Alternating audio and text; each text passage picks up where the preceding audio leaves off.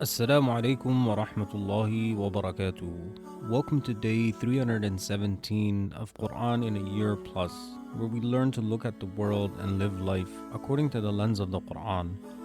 Today we're going to be looking at verses 67 to 81 of Surah Al-Ghafir. أعوذ بالله من الشيطان الرجيم. هو الذي خلقكم من تراب ثم من نطفة ثم من علقة ثم يخرجكم طفلا ثم لتبلغوا أشدكم ثم لتكونوا شيوخا ومنكم من يتوفى من قبل ولتبلغوا أجلا مسمى ولعلكم تعقلون.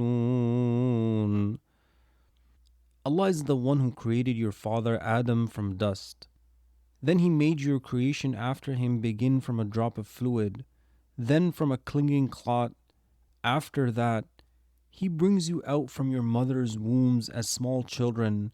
He then allows you to reach the strength and vigor of adulthood, and afterward to grow into old age. Some of you die before reaching that stage.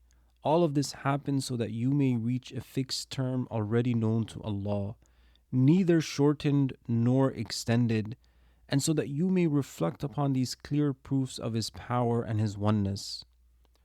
هو الذي يحيي ويميت فإذا قضى أمرا فإنما يقول له كن فيكون. He alone is the one who gives life, and He alone is the one who causes death. Whenever He decrees a matter, He simply says to it, be, and it comes into existence. ألم تر إلى الذين يجادلون في آيات الله أنى يصرفون. Have you not seen, O Messenger, those who argue against the signs of Allah, denying them despite their clarity? How astonishing is their condition that they turn away from the truth even though it has been made so clear. الذين كذبوا بالكتاب وبما أرسلنا به رسلنا فسوف يعلمون. Those who denied the Quran and the truth with which we sent our messengers will soon come to know the outcome of their denial and witness the evil end that awaits them. إذ الأغلال في أعناقهم والسلاسل يسحبون. They will know that outcome when shackles are fastened around their necks and chains are placed on their feet, while the keepers of hell drag them along. في الحميم ثم في النار يسجرون. They will be dragged through boiling water at its fiercest heat, then they will be cast into the fire to be burned. ثم قيل لهم أين ما كنتم تشركون من دون الله قالوا ضلوا عنا بل لم نكن ندعو من قبل شيئا كذلك يضل الله الكافرين. Then it will be said to them as a rebuke and humiliation, where are the alleged gods that you used to worship besides Allah, those idols that could neither benefit nor harm you? The disbelievers will reply, they have disappeared from us. We cannot see them. In fact, we were never worshipping anything that truly deserved worship. In this same way, Allah leaves the disbelievers astray from the truth in every time and place. ذلكم بما كنتم تفرحون في الأرض بغير الحق وبما كنتم تمرحون. It will be said to them, this punishment that you are suffering is because you rejoiced in the shirk and falsehood you followed, and because you exceeded all bounds in your pride and celebration of it.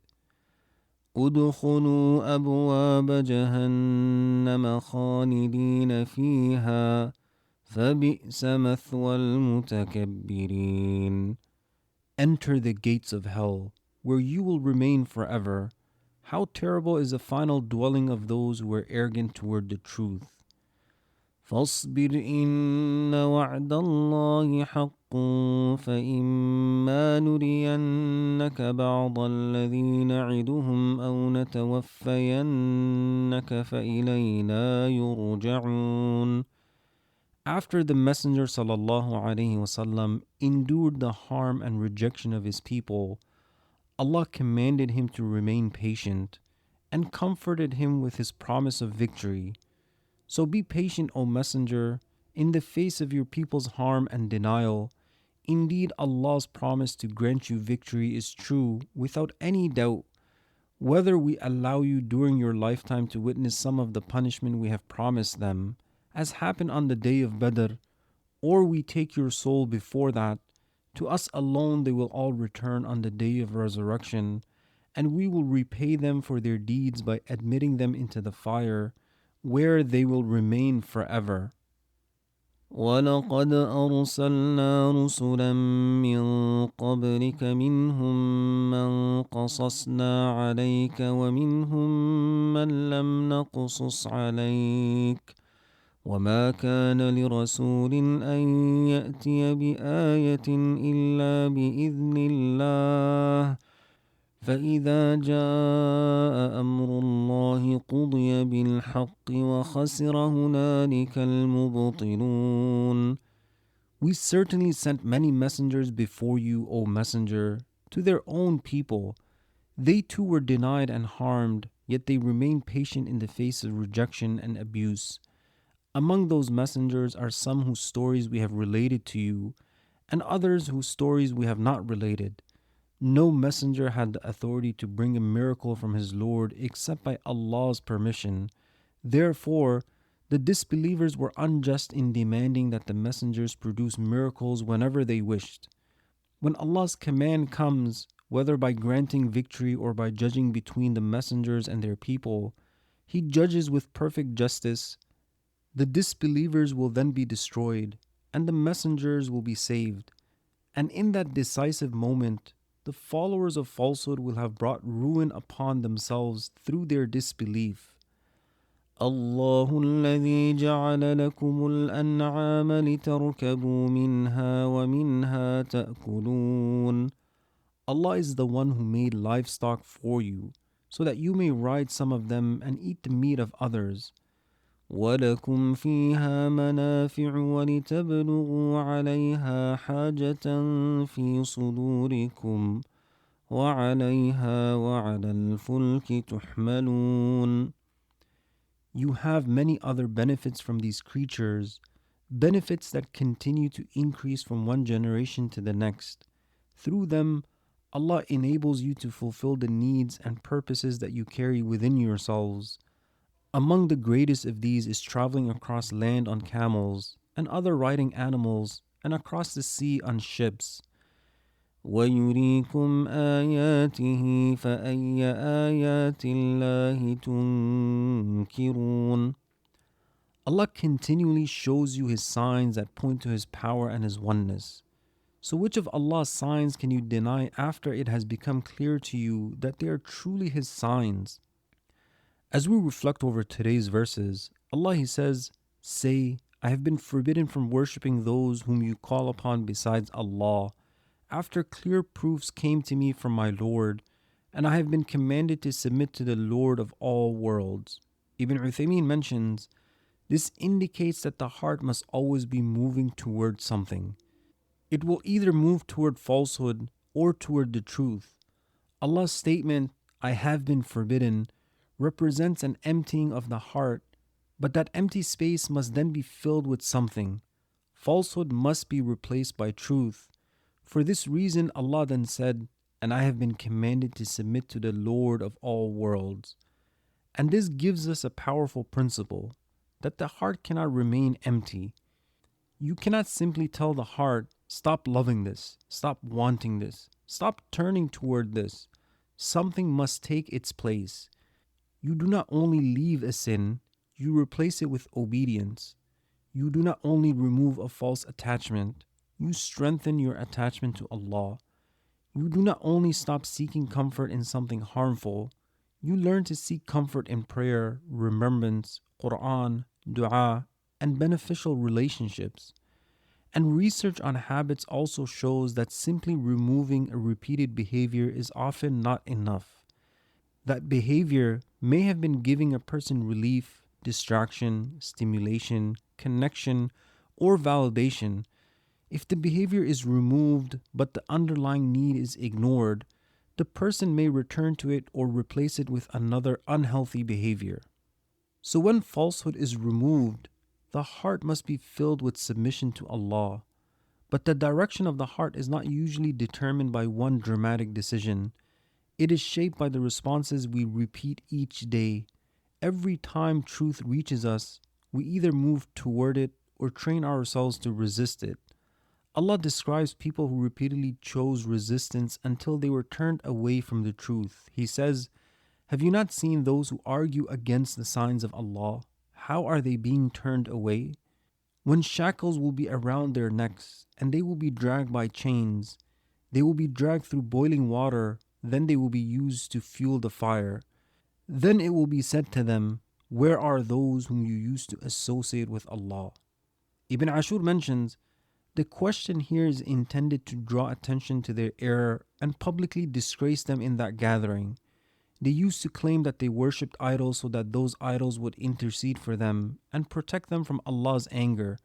But when the punishment became inevitable and they found no intercessors, they were reminded of what they had claimed. It was said to them, "Where are those whom you used to associate with Allah?" Everything around which they had built their lives had disappeared. The false gods they relied upon had abandoned them completely. And the bigger lesson is that everything people treat as their ultimate source of security eventually fails them. Wealth, influence, followers, status, and human approval cannot protect anyone from Allah. Allah then identifies the qualities that carried them to this outcome. That is because you used to rejoice on earth without right, and because you used to behave arrogantly and boastfully. Imam al-Qurtubi mentions, this punishment has come upon you because you used to rejoice in acts of disobedience. This will be said to them as a rebuke. They rejoiced in the very life that was carrying them away from Allah. They celebrated their desires, their power, and their refusal to submit. But the believer's joy is different. The believer rejoices in recognizing the truth, accepting it, and being guided to live by it.